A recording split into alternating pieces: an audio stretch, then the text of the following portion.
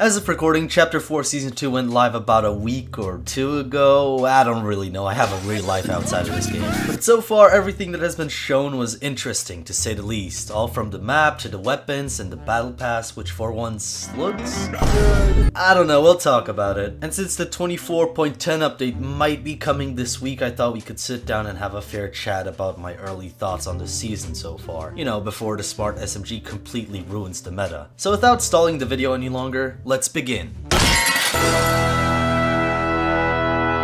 To start off, the lore at the end of the season came to a weird turn. Despite the possibility of the catastrophic consequences to activating the Rift Gate, the Rift Warden activated the Rift anyways, which someone sabotaged, interfering with the coordinates, leading the gate to destabilizing and causing a giant rift to tear through the sky. Sound familiar? Anyways, when the new season started, the rift caused by the Rift Gate's destruction caused multiple futuristic buildings to rift onto the island, crushing faulty springs in the process. It's okay, no one really liked that location anyways, it sucked. Anyway, the aftermath gave a rise to a brand new biome with Mega City positioned at its center. Honestly, the idea of someone sabotaging is pretty cool. It shows that the last season wasn't just everyone kissing the Ageless's and praising him for attempting to expand his kingdom, but someone being there, some other party or entity that feels like doing so could lead to disastrous consequences that the loopers have experienced before. It could be that, or just someone purposely sabotaging the Rift Gate to transfer Mega City into the loop, which we will find out eventually. Anyways, as much as I didn't like the previous season, and believe me, I hated the previous season, Epic at least did a good job at keeping the lore vague enough to have something to build on in the next season. And I've said this before, but I don't care how evil one party is. They should have the same chances in terms of the storyline, so that the story isn't really one-sided. We had the same problem in Chapter 3 Season 2, where we fought for the 7 but didn't get to choose between the IO or the 7. And even though they have betrayed us in the past, which I have gotten some comments about, we still should be allowed to choose our own faction that we want to support within the storyline. Anyway, jumping into Chapter 4 Season 2, it would have been more peaceful if the story ended here, but unfortunately, this is Fortnite, and there will always be more. It all starts with our weekly challenges, where we have to win an arcade game in Frenzy Fields or Slappy Shores, and after doing so, we get an interaction. Hey, hacker. Looking for a challenge? Well, you found it. I'm Evie, I work for the Peace Syndicate, and I think we can offer the adventure you're looking for. You see that big, beautiful city on your map? That's my hometown. And it's in serious trouble. If you're in a city-saving kind of mood, grab one of our bikes and take a self-guided tour. Do you guys remember her? That is Evie, the girl from the Chapter 3 Season 3 Battle Pass. It turns out that this new biome came from her home reality, which is kind of crazy, right? Anyway, Evie, being this amazing girl that she is, decides to help us get recruited into the Peace Syndicate, which is a secret group in Mega City who use extreme methods to maintain peace. Honestly, the storyline so far is pretty good and interesting. I like the fact that the Battle Pass skins are somehow tied into the lore itself, like Thunder. It's been a while since Epic has actually done this, and this is exactly what I wanted to see when reviewing Chapter 4 Season 1, to see more skins in the Battle Pass that are contributing to the lore in some way. I only have one problem with the story though, and that's what happened to the previous story. It's like Epic just trashed the previous season's storyline and then started a new story without even mentioning the previous story. I mean, what happened to Amy? There's no sign of her. Or the scientist that is supposedly alive. I mean, what happened to the Ageless? Where's the Rift Warden? I mean, they're still somewhere present on the island though. I heard something about the Ageless being dead or something, but I haven't heard anything. It's so weird because it feels like you've been reading a book that slowly builds up to explain the entire storyline so far, and then a completely new story starts. Like someone just ripped a bunch of pages from the book. I mean, honestly, I just wish that the Fortnite lore would actually be explained in a more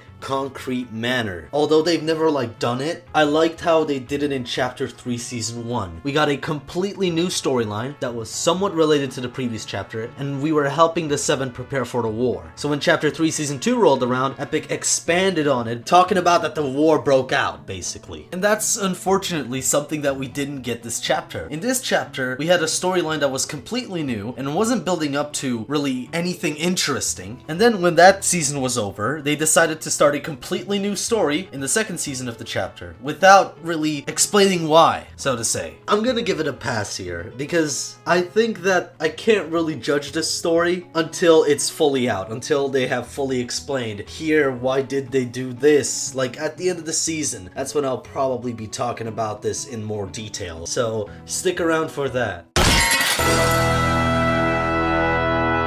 The first and most obvious change to the map was the alteration to the bottom right portion of the map. Like, we haven't seen this one before. Thanks to the Rift Warden and a saboteur that the coordinates of the Rift Gate, a giant sideways rift appeared on the sky. Something that happens at least once every chapter for some reason. Like, how many times are the characters in the lore going to make the same mistake over and over and over again until they go like, maybe we should think long and hard before we do something that could catastrophically alter the area we actively live in. It's repetitive when those giant sideways rifts appear on the sky. Before, everyone, and I mean everyone, was freaking out when that appeared on the sky. Nowadays, it's more like, oh, another crack in the sky. Cool, what reality are we connected with this time? Alright, rant over. Let's talk about the new map. The new biome is called the Evergreen biome, which is a large grassland area with somewhat bluish green grass and cherry blossom trees growing in some parts of the biome. At the center of the biome, we have a location called Mega City, which is a giant futuristic city resembling a futuristic Japanese city. It's also made in the style of Neo Tilted or Mega Mall from Chapter 1 Season 9. The city also gives off a vibe of like Night City from Cyberpunk, which is pretty cool. And this is the only POI that has grind rails, which allows the players to balance and move on a grind rail at high speeds. Did I forget to mention that this city is one of the biggest POIs in Fortnite itself? Probably didn't notice. I mean, you probably did, because that city is ginormous. It's Gigantosaurus, or whatever you say, Gigantosaurus. Gigantosaurus. Outside of Mega City, the architecture becomes less futuristic and more traditional yet modern Japanese architecture. Which doesn't mean that there aren't any futuristic structures around the map, but there is a noticeable difference outside of Mega City. For instance, the location like Kenjutsu Crossing, which is meant to resemble a training area or a dojo of some sort, for the River Guard, which is another syndicate in the Evergreen biome. We also have locations like Steamy Springs, which is an area with hot springs and cherry blossom trees, and Natinets, which is a small village with a bunch of houses heavily inspired by Japanese architecture. The Evergreen biome also has 25 landmarks, which honestly, I'm not going to talk about every single landmark because we're going to be here all day, but my favorite landmark is definitely Sandy Circle because it looks like someone is going to have a long battle. Seriously though, the major alteration to the bottom right portion of the map is pretty good. We lost one location, but in return we got 4 different locations and 25 new landmarks, which expanded the map tremendously. What's better is that the Evergreen biome has a lot of structures that you can cover yourself with, such as the bamboo, or a random building in a random area. And the terrain is very uneven in certain parts of the biome, making it a perfect environment in a normal battle royale or zero build game. Overall, the changes to the map have not only increased its size, but also added new elements and features, making it more diverse and engaging for different styles of gameplay. And with that, let's get to the combat category. Alright, I'll try to wrap this up real fast because combat is usually the category that takes me the longest to wrap up. First off, there are some notable weapons that have been vaulted, like the machine SMG, thank God! That was an awful weapon. Other weapons and items got vaulted, like the Excalibur rifle, the Guardian shield, the Falcon Scout, the big bush bomb, Deku Smash. And if you want to get into the details, look at this entire list of every single vaulted weapon, item, consumable, etc. I'm not going to talk about it all today, that is very long of a list. It seems that Epic just vaulted a lot of the weapons and items that came out last season, which is weird because to make an item or weapon just to vault it next season seems pretty stupid to me, but oh well. Unless it's an event item, like Deku Smash, or some other item that is meant to only be there for one season. Which, apparently, according to Epic, those were the items. The new weapons and items this season, not including the mythic weapons, are the futuristic cars and dirt bikes, which are basically normal cars and dirt bikes, but they are in the Onto the weapons, we got the likes of Havoc's Suppressed Assault Rifle, which has a hammer AR feel to it, but it's really not. I'm not going to get into the stats, but basically it's a different weapon. The main differences being that the hammer AR has an upward recoil pattern, while the Havoc doesn't. The hammer also dealt more damage with less magazine size and a decreased fire rate, making this weapon an upgrade, if you will, to the hammer AR. which so far is pretty good when I used it. The other weapon added to this game was the Havoc Pump Shotgun, which is optimized for close range quarters combat like any other shotgun in this game, but apparently it's very similar to the OG Pump or the Striker Pump Shotgun, which is one of my favorite shotguns in the game. And honestly, we need Epic to make more shotguns like these. Not spam shotguns that can literally knock someone down in 12 shots, but a shotgun that requires you to actually aim, and if you miss, well then you're f***ed. Or you could always pull out the SMG like a normal person. Epic also added a new melee weapon, that being the Kinetic Sword, which is a sword made out of the kinetic ore from the previous season. It behaves like a shockwave hammer, but is a little different. It has two attacks, one being a regular slash attack and the other being a dash attack, capable of dealing a lot of damage as well as being a good mobility tool for people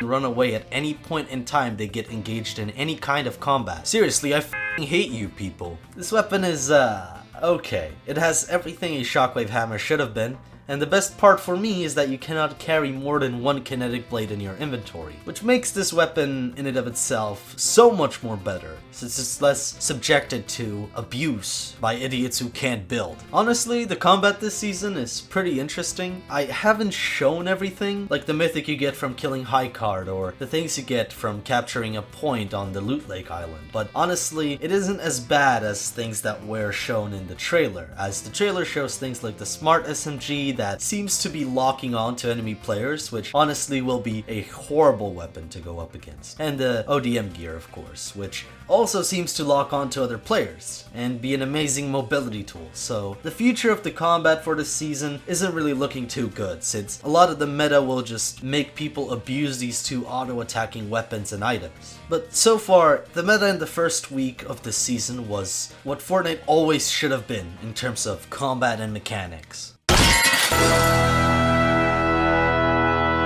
So the last thing I wanted to talk about is the Battle Pass, and oh boy, I can't begin to tell you how improved this Battle Pass is compared to the last season. For starters, so far, some of the skins are actually a part of the lore, which is something that I really wanted to see, and most importantly, this Battle Pass isn't filled with a bunch of spam collabs. We only have one collaboration, that being Attack on Titan. And the skins are also pretty good. While the tier 100 skin isn't exactly the best, we got some good skins like Thunder, Mystica, and Stray, which has a different style that makes him look like Drift from Chapter 1 Season 5. And overall, the entire Battle Pass fits to the theme of the season. You could argue that Eren Yeager doesn't exactly fit to the theme, since his outfit and all fits more of a medieval theme, but he is a collaboration skin, so I would give it a pass. At the end of the day, something that I forgot to mention in my previous Fortnite review is that the Battle Pass is all down to preference, and purely based on how one sees these cosmetics and if they like them or not. But personally, this Battle Pass is pretty good, and an improvement to the previous Battle Passes. It fits to the theme of the season, the characters in the Battle Pass are part of the lore, and it isn't a giant spam collaboration like the Battle Pass from the previous season.